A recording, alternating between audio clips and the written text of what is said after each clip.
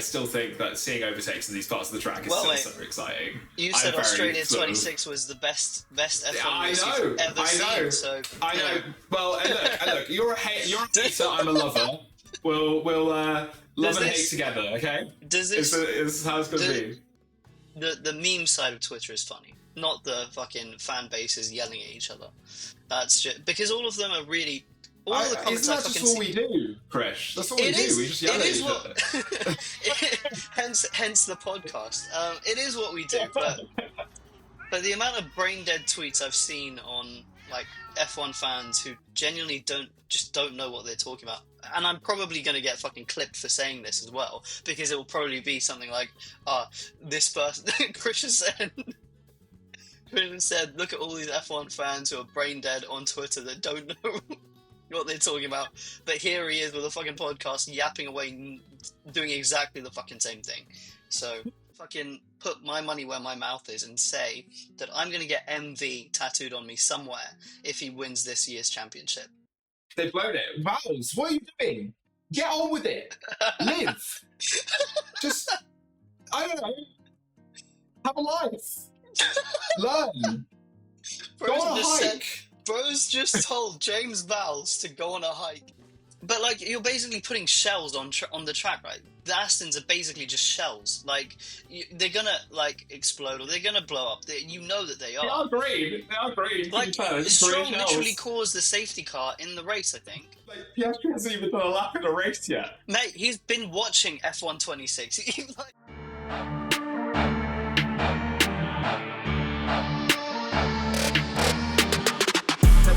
And welcome to another Formula Frauds podcast.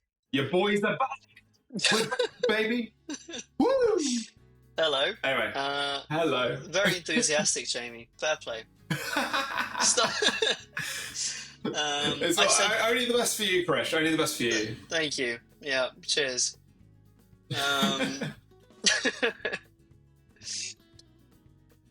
Yeah, apologies for this slightly late session, but we're here for the full rundown of the Chinese Grand Prix and doing our full race review. So let's go. Look, I've shaved my beard. I've got a bit of a haircut. Jamie's got a haircut. He's back from wherever he was, skiing as usual. Right. Yeah. As you can see from the background, you know, my beautiful Fisher skis. You know. Yeah. So yeah. Yeah. Should we get straight into sprint qualifying then? Yeah. Why not? Yeah. Let's talk about sprint quali. Firstly, Williams, I'm very sorry, but not going well. I mean, they must be very overweight. Yeah, not great from them out in Q1. So yeah, we're just going to run down sort of the main points of sprint qualifying. So yeah, RB again not as good as Australia, which is interesting. So yeah, I was expecting them to be a lot better than that, and probably even they were almost beating the Red Bulls. I thought they might be beating the Red Bulls because they're rapid. Yeah, I mean, the Red Bull pace has been a bit bad, but to be fair, I mean, we're saying it's bad, but at the same time, they did say don't expect much from us from the beginning, so, you know. But it would be crazy. So Lauren Meckies did say, like, bear with us for a bit because we're not going to be that quick at the beginning. And to be fair to them, they were right. To be fair, they're doing exactly what they said. Anyway. Yeah, exactly. I was hoping that they would be quicker, but you know, what can you do? Yeah. Oh well. I mean, yeah. So just on the other hand, Gasly, freaking crazy performance. Yeah. Getting all the way up into the top 10 in an Alpine. So Alpine just seemed a lot stronger this weekend, which is really good. So good for them. Yeah, I mean P7 for Gasly, wasn't it, for sprint quali? So that was quite good to see a polar bear in Arlington, Texas. So you know, that's maybe Alpine might give us some surprises as well this year. Yeah. I mean, it's like back to the good old Gasly days of like, when he was in the AlphaTauri, just shoving it up into P4 all the time. It was ridiculous. Yeah. So good. Yeah, Good it's for nice him. to see him. Nice to see him up there. Yeah. Yeah, and then Haas has also been very strong. I mean, they're continuing their form from Australia. So Behrman doing a really, really good job. Behrman's driven really well this weekend, so yeah. Yeah. And then Russell was just clear. I mean, 0.3 ahead of Antonelli in sprint qualifying. Like, crazy. I mean, so Mercedes won too, obviously, right, for the sprint quali, and it doesn't surprise me because, well, they are the quickest team, and despite what Toto Wolff seems to want you to believe, they definitely have the best engine, and they definitely have the best overall package, really. And it is definitely quicker than Red Bull. So all the shit that he was spouting about Red Bull being, you'll see come the first race, come China, blah, blah, blah, that Red Bull are actually much quicker than you think is all rubbish. Because where are they? Where are Red Bull? Nowhere. Oh, yeah. They're in the bin, Jamie. They're in the bin. And so are McLaren. They were lying to our faces. He was smug all along. Yeah. If I was McLaren, I would be fuming, Jamie. And if I was a McLaren fan, I'd be fuming because, yes, their quali pace was good, but when it got to the race... we'll get into that. We'll talk about that, Yeah. But yeah, I mean, like, at least qualifying wise in sprint quali, at least anyway, we were fighting with the Ferraris, so that's the thing, I guess. But yes, somewhat good in quali. But yeah, I guess moving on to the sprint race. Yeah. For the start, like, Antonelli had an awful start. He said he went back to, I think, P10. Yeah, he bumped down off the, at one point? off the line. Yeah. It was quite bad.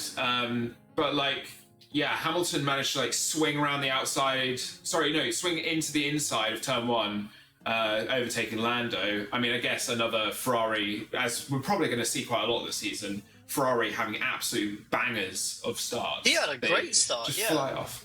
Yeah. Just flying off at the starts. I love it. It's great to see. Great entertainment. And at least we're actually seeing fighting at the front between the Ferraris and the Mercedes for at least the start of the race with the Mercedes. Yeah. It's definitely nice to see them actually being able to overtake and racing, but again, it's another thing we can probably talk about a little bit later on, which is it just Mario Kart mushrooms? But yeah, I mean, I think there's a few bananas being chucked out the back as well for retirements and things, Yeah. I mean, actually, Mario Kart's a great game, so you know what? I'm not complaining. Mario Kart is a great game. I just don't know how I feel about it being in Formula One. I mean, at least the boost buttons are is really gimmicky. I think if they actually got rid of boost mode, the actual boost mode, it might be more sort of similar to normal Formula One. But because basically, if you're within a second, you can just get an extra big bit of battery deployment all the time. It just allows whoever's behind to pass and then repass and then repass, and it does seem very gimmicky. But if you get rid of that 1 second DRS thing, where everyone just has the same battery deployment all the time, everyone's allowed to deploy the same amount of battery. I think you'd have again some of this, but less sort of gimmick to it. But the whole boosting is essentially just like DRS was, I guess, in a way. That if you're within the car 1 second of the car in front, you get an extra boost. It's just, I think it's just trying I'm I can't get my words out. I was gonna say that we can talk about it a bit later as well, with loads of fans cancelling their F1 TV subscription. I think there was something like 35,000 F1 fans have cancel their F1 TV subscription because they're not fans of this new set of regulations. But I don't know whether it's just about getting used to the fact that the racing has changed from what you're used to, and whether it is because I still don't know how to feel about it. Like, I don't know whether I really like it. I don't know. I don't have any strong opinions of whether I hate it either. It's nice, like you were saying, that you see Ferraris battling with Mercedes and you get to more of these, switches. But yeah, I don't know. It seems just like a boost battle, really. Yeah, one thing that became apparent to me during the race is, at least with these new regulations, we're seeing overtakes in different parts of the track. Like, Hamilton did this absolute crazy overtake for the lead on Russell around the outside of turn 9. And then through into turn 10. You never saw an overtake there in the past race. Never. And you're seeing it here. And to be honest, I think that's quite a good thing. But I guess that is also quite gimmicky because it's for the boost mode. But at least we're seeing overtakes on bits of the track that we wouldn't normally see in the previous regulation. Yeah, true. Yeah. So Antonelli also had a massive crash. Well, not pretty massive crash with Hadjar, taking out like most of his side pods. it just dived straight in. So that was a clean 10-second penalty. Yeah. Poor Hadjar. I think Hadjar's had some seriously bad luck this weekend. We'll talk about what happened in the race, obviously, but I agree with you. Lindblad span out as well. That was not ideal. Considering the recent highs of the last race, it seems like it's flip-flopping between Lawson and Lindblad all the time. It's like, it's kind of unclear who's the better driver there. So we'll have to see how the season plays out. Yeah, and obviously Lindblad didn't finish in the sprint race, right? Yeah. He didn't in the end, I don't think. Yeah, you're right. Yeah. At least we're seeing passing and repassing for the lead. But like the Ferrari actually decided infighting themselves, which I thought was really stupid. But like, they actually need to start controlling their drivers and actually working as a team. I'm sorry. I know if they actually want to win a championship, that's what they have to do. But they're just not doing it. I think so it's like, it's exciting to see from the fan perspective, because you're seeing close racing, you're seeing drivers fighting, and it's not not controlled in the sense that it's team orders and stuff like that. And it's good. It's fun. And Leclerc even said, I think during the race, that was a fun battle on his radio. Yeah. But yeah, you're right. From a team perspective and from a sporting, if I was their, team principal, I'd be like, come on, guys, because we're obviously not quick enough to take the Mercedes one. If it was just each of you individually, maybe there's something they could do to work together to actually get the Mercedes or hold them up even. I mean, I get it for this for the race, kind of, because obviously there's pride on the line there. But for the sprint, I mean, just like Antonelli was able to catch up a solid amount because the Ferraris were fighting for no apparent reason. Yeah, I mean, so there needs to be some words there. I think we'll see how it goes, but hopefully the next race they'll actually work as a team a bit more, is my hope. But I don't think so. They're too pride. They're too much pride. They're too pride. They're too pride. I'm very too pride. But then, during the race, Hulkenberg retired. I know, so sad. During the sprint race? Yeah, during the sprint race, Hulkenberg retired, brought out a safety car, but that meant a bunch of double stacking, which really messed up the order, and Hamilton, Antonelli, and Piastri all lost out really from that because of all the double stacking. Just before the double stack, Max managed to do this insane overtake on Hadjar around turn 7, which again is another thing you'd never see in the previous regulation, and managed to get in front of him, and therefore the double stack really screwed over Hadjar, not Max. So that was good for Max. I think it is nice to see overtakes where they weren't previously happening before. It's just getting, like I say, it's just a new sort of, well, it's a new formula, isn't it? It's just getting used to the new style of racing. Yeah. Yeah, it's true. It's true. I mean, I personally, I know so many people against it, and everyone says it's a gimmick, but like, I still think that seeing overtakes in these parts of the track is so exciting. You said Australia 26 was the best F1 race you've ever seen. So I know. Well, and look, you're a hater, I'm a lover. We'll love and hate together, okay? Does this? Is how it's going to be. I thought you were going to say something else very. Anyway, does this outrank Australia for you? Is this now the best race you've ever seen in Formula One, or do you still stick with Australia being the best race you've ever seen? No, I still stick with Australia. You stand by Australia. Yeah, I stand by my comment. Yeah. Just because we had no idea what was going to happen. Now we've got sort of we know what's coming-ish a bit more, right?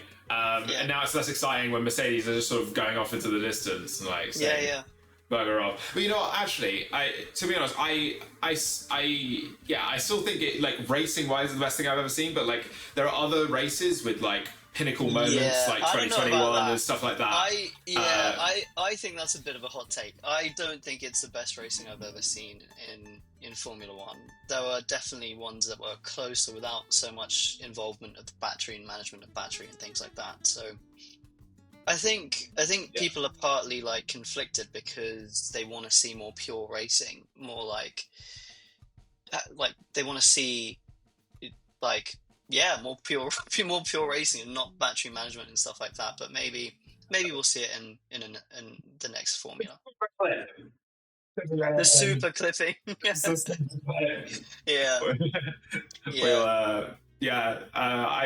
feel like they need to start, coming up with like F1 branded superheroes, the super clip. I saw a thing on Twitter. I can't remember who posted this now, but if we have a picture of it, we'll put whoever posted it on it as well.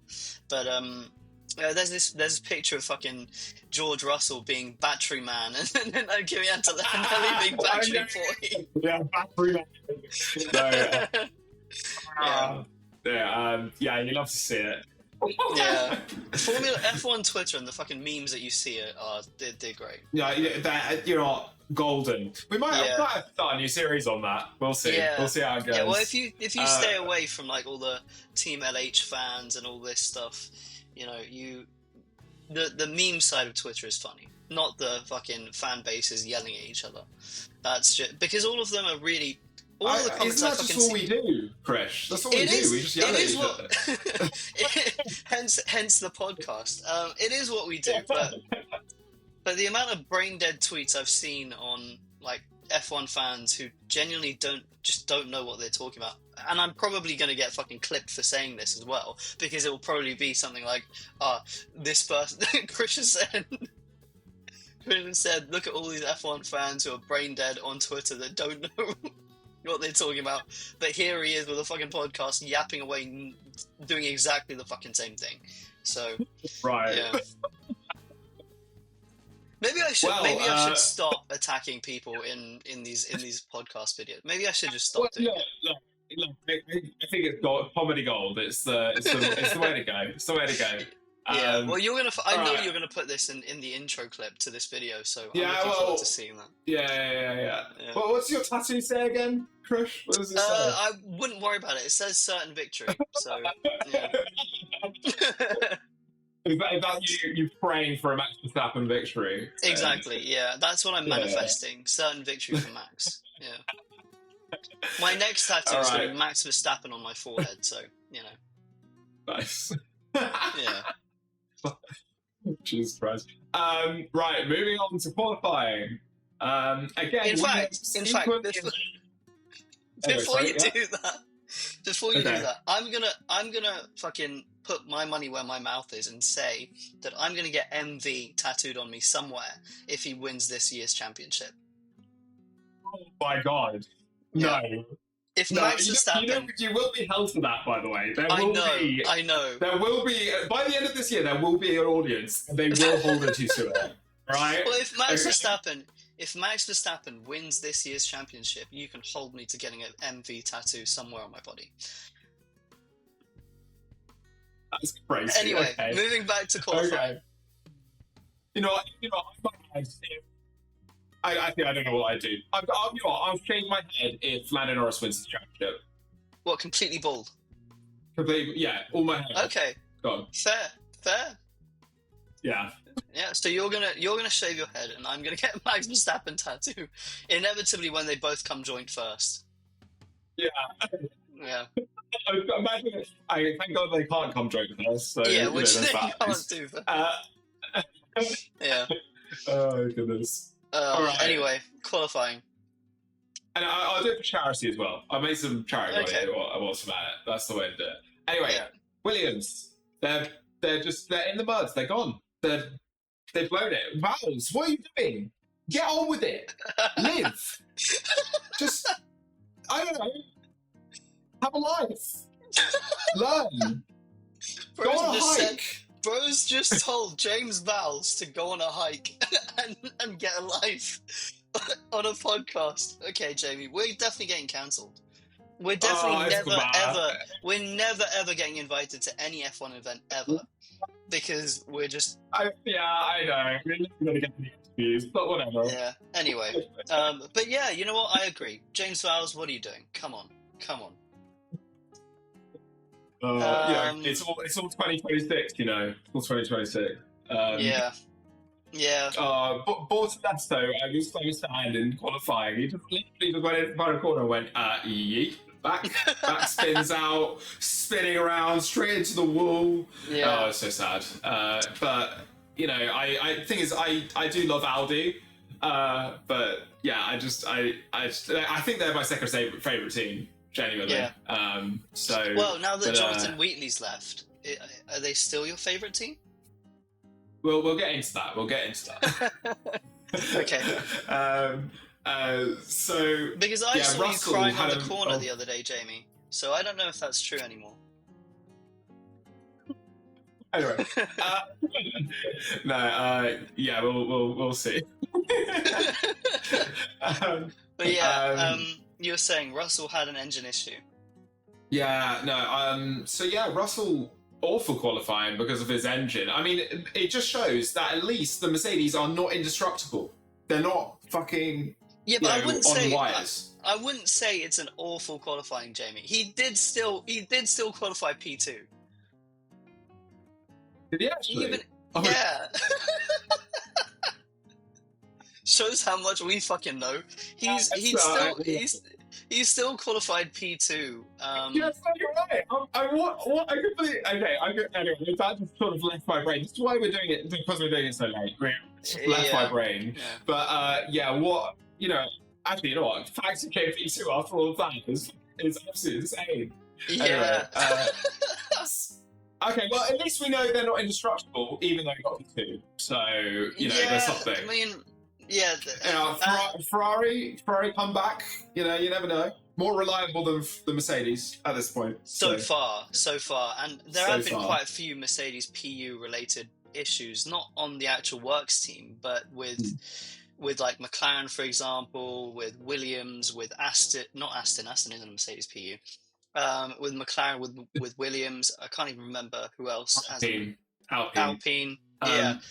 There are issues with that Mercedes PU for their customer teams. I wonder if Toto Wolff has just sprinkled some crack into it or something to make it just fuck up on purpose. But they're making it so specific to their Petronas fuel that whenever it goes to another fuel supplier, then it just doesn't work. Yeah. It just doesn't work. No, I don't know what's going on with it. Like, do you think that these other teams are getting speed-spec engine? I don't think that's allowed in these new regulations. I don't think so. I think it's just that because they're not Mercedes, and Mercedes obviously have optimized their PU for their chassis and everything like that. They're just able to run it better as a result. Whereas because Mercedes are the ones who have to give the data to their customer teams and things like that. I think Andrea Stella was talking about this as well. that they only recently received like full data from the PU, and they have to end up building the car around that, or integrating that PU effectively into the car. I think it's just teething it's issues kind with of that. unfair on work teams, really, isn't it? Like, that works teams get all the information early, and then I think surely it should be that like customer teams get the information at the same time as the works team, you'd think, but obviously in these regulations it's not done that way. Yeah, I mean, don't fully quote me on that, because I mean, it could just be that there are some bits that we're missing out or whatever. I don't know exactly like that what has been given to McLaren or not by Mercedes, but Andrea Sella seems to think that they didn't receive the full information. And on that note, it's kind of crazy that with you know how with the Honda PU being so shit this year, that Aston Martin didn't decide to go and check on the Honda PU any earlier than November last year, I think I read. Oh my goodness. And at that point, that they were, completely in the mud. So, yeah. If I was damn it, I forgot his name. Oh my god, what's wrong with me? Lawrence Stroll?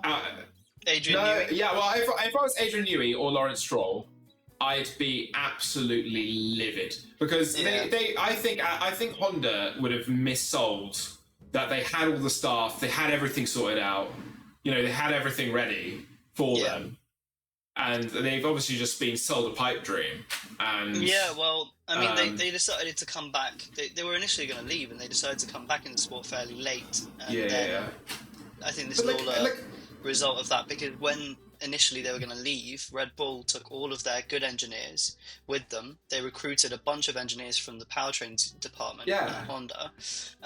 So really now they're sort of left with people that haven't had Formula One experience. And apparently none of them had like training in vibrations and stuff, and that's why you're getting the shaking of that's why you've got the Aston wheel. Martin vibrator. So,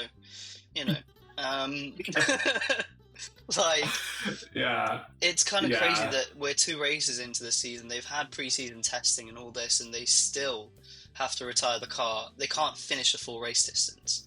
It's just baffling to me. Like, the other thing I've thought about this is, why are the FIA even allowing a car like this, where there could be potential serious consequences of letting these cars run on track, with Adrian Newey talking about nerve damage and stuff like that if they're driven for too long. If they know about this, why even let Aston Martin compete in this season? Because you've got a car that just doesn't work, and surely there are some kind of safety regulations around that, but clearly not. They're still letting... All they've fucking done is introduce mines into Formula One. Mines, mushrooms, and bananas. Like, you're literally putting cars out knowing that they're not capable of finishing a full race distance, because the team admit it themselves. The squid with the ink. That's just the vibrations on the Aston Martin.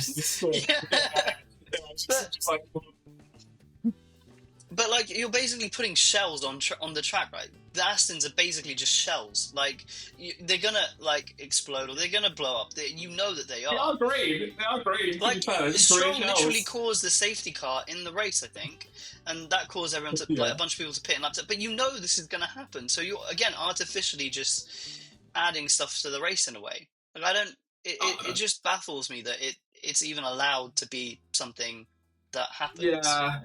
Yeah, I mean, it's not necessarily a bad thing, because it causes more drama. It does cause more drama, and safety cars and red flags and stuff make the race a bit more interesting, because it gives people more opportunities and stuff like that. But again, if people are going on about this artificial racing, new regs and stuff, then technically this is also a little bit artificial, because you're putting cars, like I say, you're putting cars on track that aren't going to finish the race distance, might blow up on the track, cause a safety car, and artificially affect the race in that way. Anyway, going back to qualifying. So P1 and P2 for Kimi Antonelli and George Russell.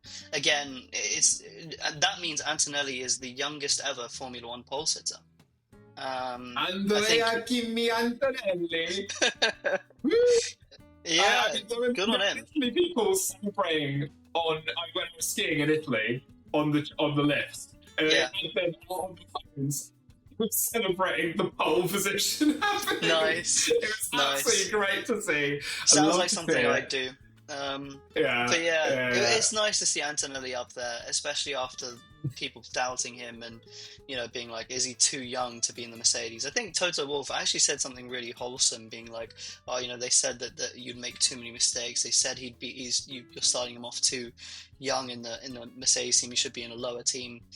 But now look at you. You've won the Formula One race. That's a bit of a spoiler for what we're going to talk about, but yeah, Kimi Antonelli did win the race, and he qualified pole, beating Sebastian Vettel's record.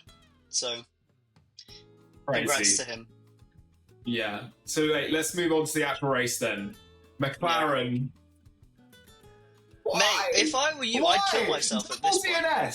Okay, that's a bit much. You know, I know it's been a depressing winter, but you know, we're back here, and you know, the season we're going to have a best turn. We're going to have, we're going to have figured out this rubbish engine that Mercedes have just shoved in the back, which is actually probably a very good engine, but like they've just hid all the data from us apparently. So yeah, and we're going to figure this stuff out, and we're just going to drive off into the distance by the end. Yeah. And then I'll have to shave my head. Then you have to shave it. Yeah, I hope that McLaren do win the championship so Jamie shaves his head. But but yeah, this is Lando Norris's, I think, first retirement from a racing. First did not start, I think, from a racing session in Formula One. I could be wrong about this, but I think I saw it somewhere saying, Piastri hasn't even done a lap in a race yet. Mate, he's been watching F1 26. I think he posted on Instagram being like, "Oh yeah, it's been fun watching the first two races." You can't make that. You just can't make it up. It's just what is going on with McLaren? I mean, they are the third fastest team, at least. Yeah. We'll take that. Faster than Red Bull. So shut your mouth. Firstly. Yeah, honestly, I do want to kill myself based on Red Bull's performance. But at least we're starting races, so there's at least we're starting races, and speaking of starting races with Red Bull, what the fuck are Max Verstappen's racing starts now? Why is he turned into Lando Norris? Like, he's Lando Norris if Lando Norris was in 2025. Those are his race starts. He dropped from wherever he qualified in where did he qualify? He qualified. I think it was P9. P8. Just ahead of Hadjar, which actually, to be fair, the other thing to point out is that this Red Bull second seat curse seems to be a bit dead now, so that's good. But their car is just shit in general. But anyway, Hadjar is doing a really good job. But Hadjar outscores Max for the season. Imagine that. That'd be crazy. That would be quite crazy. I'd rate it, to be fair. But Max, yeah, when you look at his onboard again for the race start, it just sounds like there's no turbo spool up really. So he starts and he bogs down so much, and that he loses pretty much. He goes from wherever he qualified down to the back of the grid at the start of the race. So he may as well have just not fucking qualified, really. Like, yeah, but like on the other hand, Hadjar had an absolutely fine start. So I think this is just specifically, a Max thing that he has to get his head around. But like, I think the torque on the the torque delivery on the Red Bull is really unpredictable, because you see like people like Hadjar and other Lawson and Lindblad.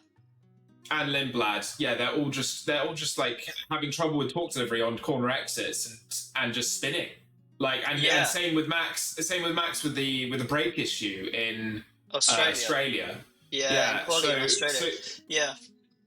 So they're all just trimming issues to iron out first, and then hopefully Max will have better starts, sort of, next few races or so.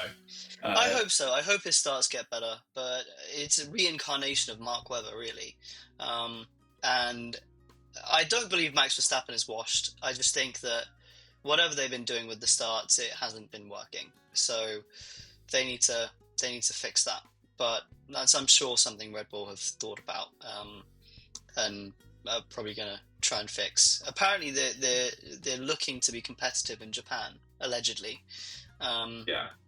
So we'll see. We'll see whether they're gonna how they do in Japan.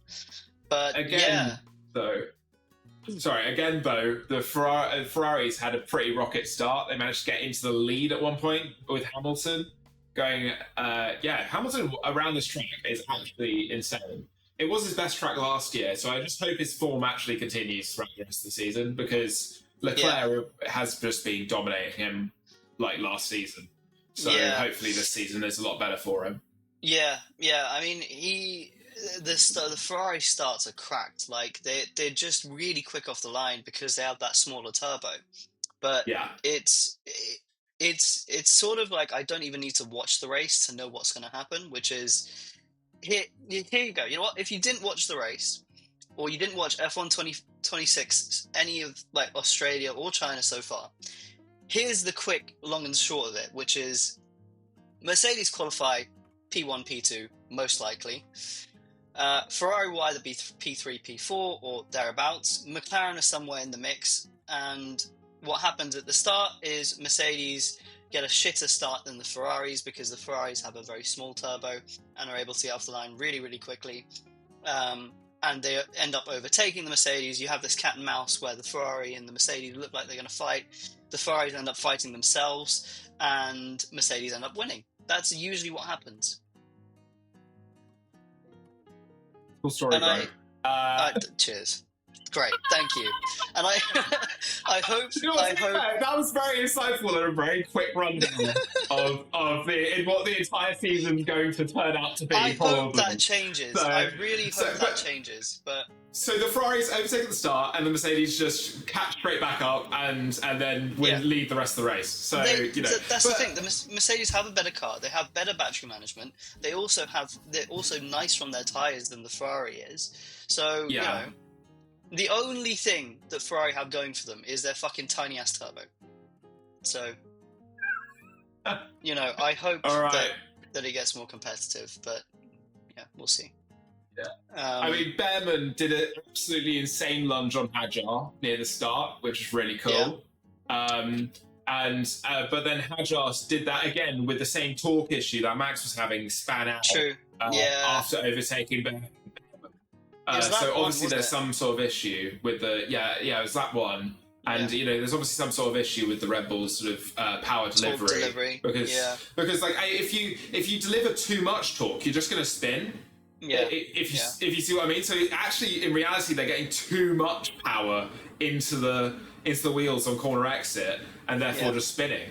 So what's quite interesting is how that you can't just send full power to the rears straight away, because you will just spin. So so every team's going to probably having to figure this stuff out, and obviously some teams have done better jobs than others. So Perez smacks Bottas. Did he? What? Yeah. So I mean, come on, Perez. Like, give my man a go. Give my man a chance. I love Bottas, by the way.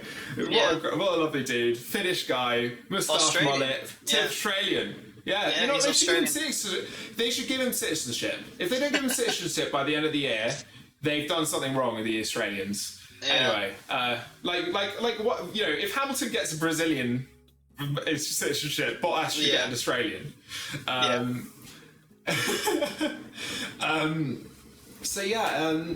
Max had another awful start, as we mentioned. Alpine were very quick. Colapinto did a really good start. He was flying around. Thanks to all of the kerfuffle with Hadjar and Behrman. He managed to get like quite high up in position. I think up to P6 at one point. So yeah, he's doing really well, and I'm happy to see Colapinto actually doing well, because I was worried that his seat was going to get taken quite quickly with the way Alpine works at the moment. But yeah, with Flavio Briatore there, but the Flav, yeah. That man has got style. Anyway, yeah. Again, Ferrari fighting each other all the time. Yeah. But to be fair, Leclerc did say it was fun, so and it was entertaining. So I'm not going to complain too much. But yeah, we've talked about it. That look, it's fun for the fans, but from a team perspective, I don't know why they do it. But yeah. I guess it's also it's good. It's good. I actually liked it in this race.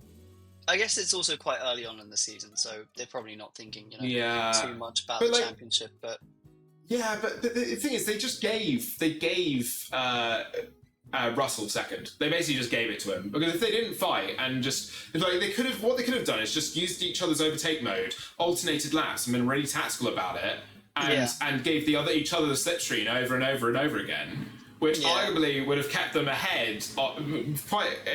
Maybe this is a stretch, but they could have kept ahead of Russell. Well, their fighting also let they let Russell through, but they also let Antonelli get away quite a lot. Yes, that's true. So yeah, but I think there's not much they could have done about that. Antonelli was pretty quick throughout. He was pretty hats off quick. to Antonelli, by the way. Yeah, well done to him. He did make a silly mistake near the end, which he said is because he wasn't really paying full attention, and then ended up locking up into, I think, the corner, the hairpin at the end of the straight, the long straight. Can't remember what the time it's his second season, really, the fact that he did that. He should just be in cruising mode at that point. It didn't matter too much, because he was just so far ahead that it didn't really make too much of a difference. But again, he literally drifted around the final corner. He literally did a drift celebration around the final corner. Like, why would you do that going into a final thing? I was terrified that he'd crash out and lose his opportunity to get his first win. But obviously, he's skilled enough to do that. But still. Anyway. The announcer got his name wrong as well on the podium, no? I think they said Kimi Räikkönen won. You know what, Kimi Räikkönen comes back to F1. Fair play, Kimi. Yeah. Fair play, Kimi Räikkönen. Kimi Räikkönen. You did nothing, but you won. Well done.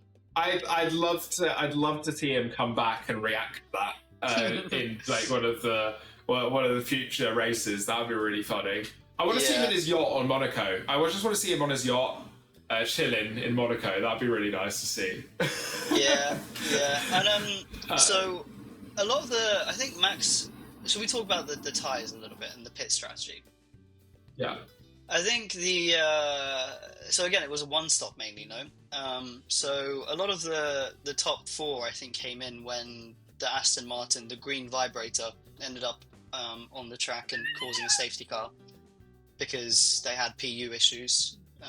No surprise, and obviously Alonso retired before the end of the race distance because... Mate, you're crazy with that comment. Anyway, well, it is. It just is a green vibrator. It's just anyway. Yeah, so fair. Okay, Ocon back with the penalty points. Let's go. 10-second penalty, smacking straight to the side of Colapinto. So, poor Colapinto. That was. I can't lie. That was a bit of a dumb move, really. Yeah, it was really dumb. He apologised, so.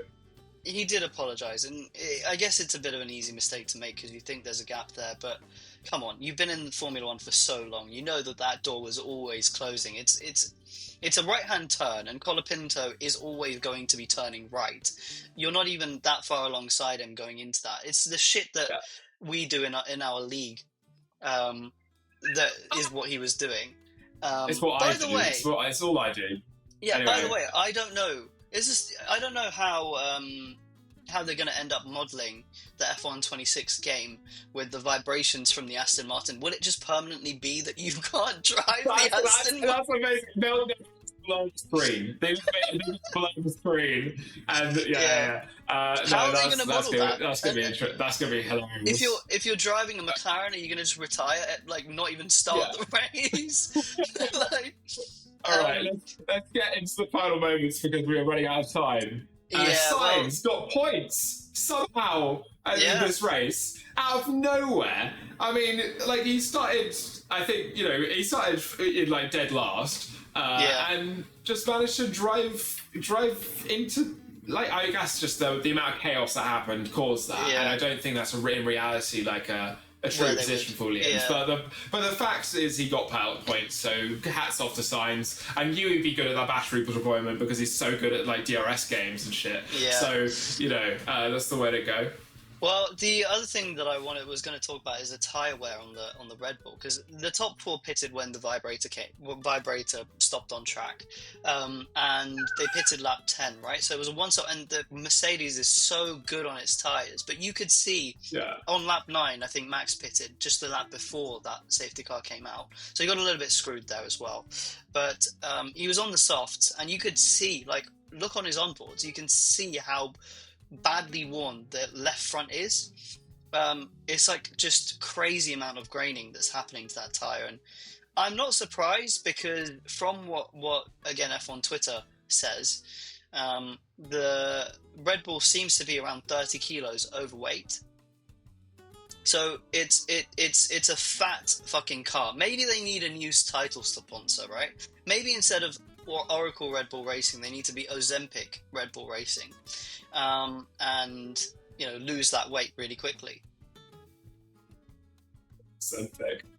I wonder what the podcast side effects of that would be.